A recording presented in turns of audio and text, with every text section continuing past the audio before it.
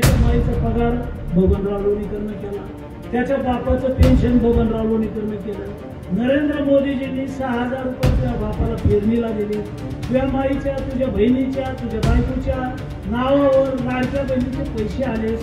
तुझ्या अंगावरचे कपडे आमच्या सरकारचे, तुझ्या पायातलं बूट चप्पल आमच्यामुळे आहे, तुझ्या हातातलं ते डबडब मोबाईलचं आमच्यामुळे आहे।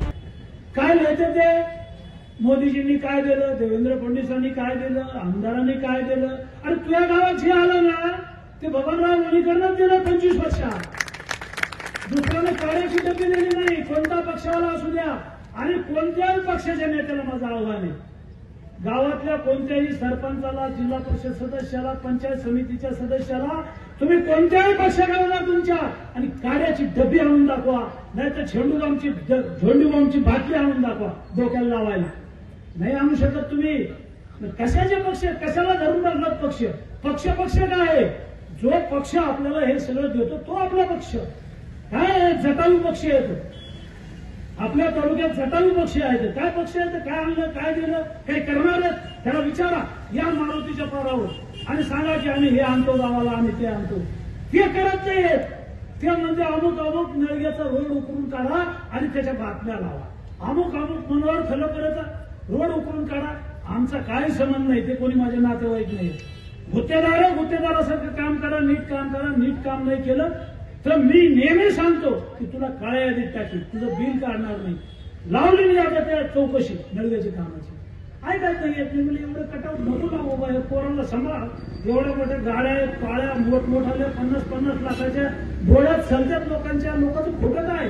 त्या आल्या कुठून आले? म्हणून मला आपल्याला सांगायचं की कुचरवाट्यावरची चर्चा जी असते ना, तर ही चर्चा ऐकूच नका, ते पाहू नका आणि आपलं डोकं खराब करून घेऊ नका। अरे ते कुचरवाट्यावर बसलेले ते 5-6 काटे 10 काटे असतात, त्याच्या माईचा पगार बबनराव लोणीकरनं केला, त्याच्या बापाचं पेन्शन बबनराव लोणीकरनं केलं।